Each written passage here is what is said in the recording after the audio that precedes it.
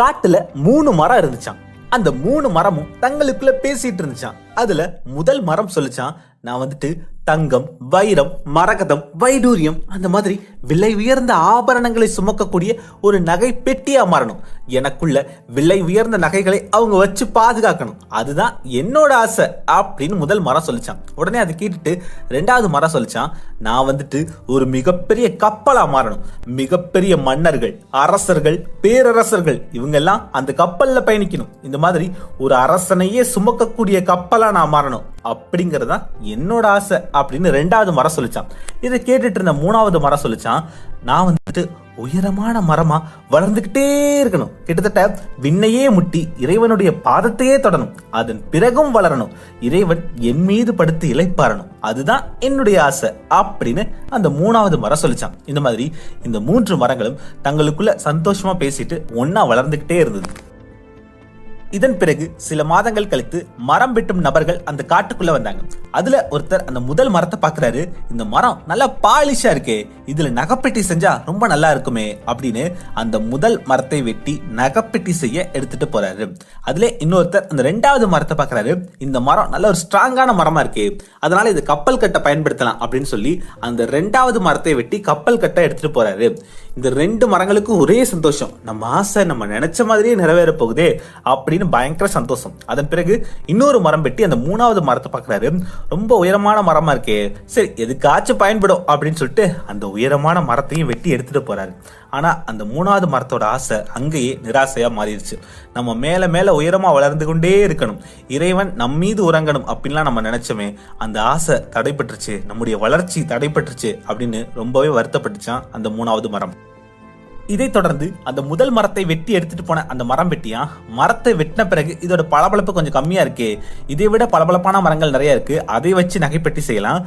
நம்ம வீட்டுல நம்முடைய மாட்டு தொழுவத்துல மாட்டு தீவனங்கள்லாம் வைக்கிறதுக்கு ஒரு நல்ல பளபளப்பான மரம் தேவைப்படுதுன்னு நினைச்சோம்ல, அதனால இந்த மரத்தை வச்சு ஒரு மாட்டு தீவன பெட்டி தயார் செய்யலான்னு ஒரு மாட்டு தீவன பெட்டி தயார் செஞ்சாரு. அந்த மரத்துல மிகப்பெரிய நகைப்பெட்டியா மாறணும்னு நினைச்ச அந்த முதல் மரம் கடைசியில மாட்டு தொழுவத்துல சாணிக்கும் கோமியத்துக்கும் நடுவுல வைக்கோலையும் புண்ணாக்கையும் சுமந்துக்கிட்டு வாழ்ந்துட்டு இருந்துச்சான்.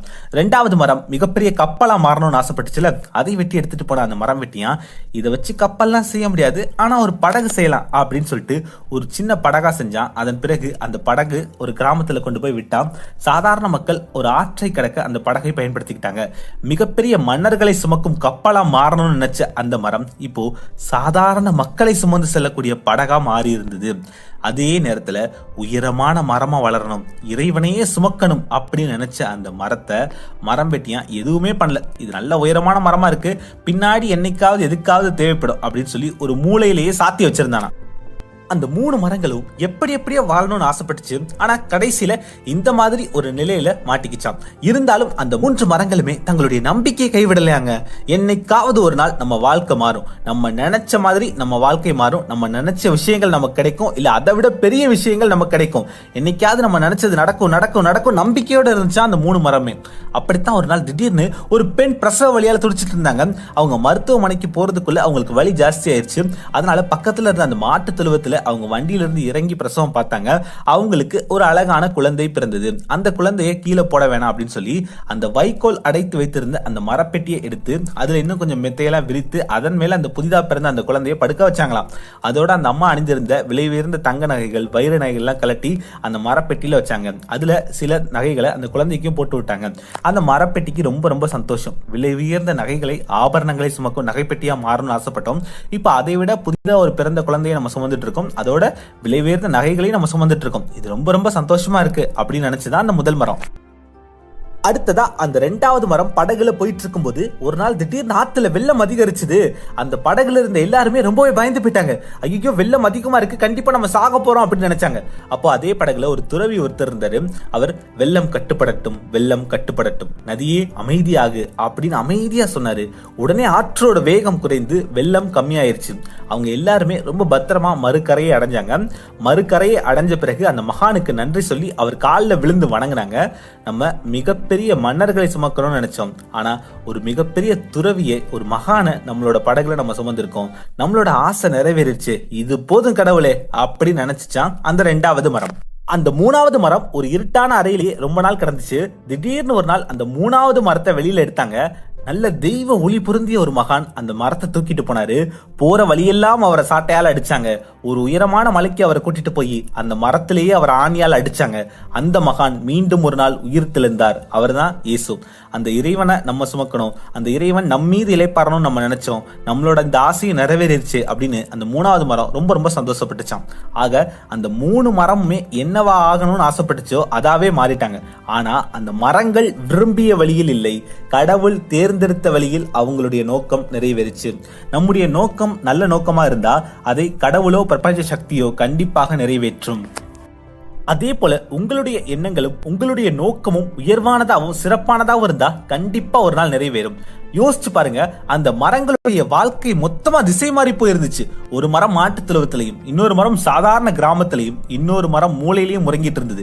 இருந்தாலும் அந்த மரங்கள் நம்பிக்கையோட இருந்துச்சு. அதனால அந்த மரங்களுடைய ஆசை நிறைவேறுச்சு. அதே மாதிரி உங்களுடைய வாழ்க்கை இன்னைக்கு மொத்தமா திசை மாறி போயிருக்கலாம். இருந்தாலும் என்னைக்காவது ஒரு நாள் நம்ம வாழ்க்கை மாறும் அப்படின்ற நம்பிக்கையோட இருங்க.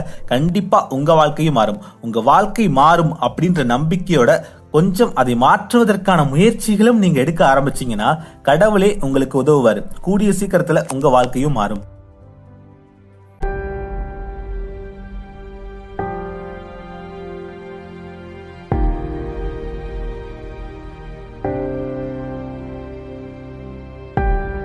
ஜெயம் அலா சாகேட்டி ஜீவிதால ஹேமைந்திலா விதால ஹேமைந்திலா ஷனம் லோட்டமே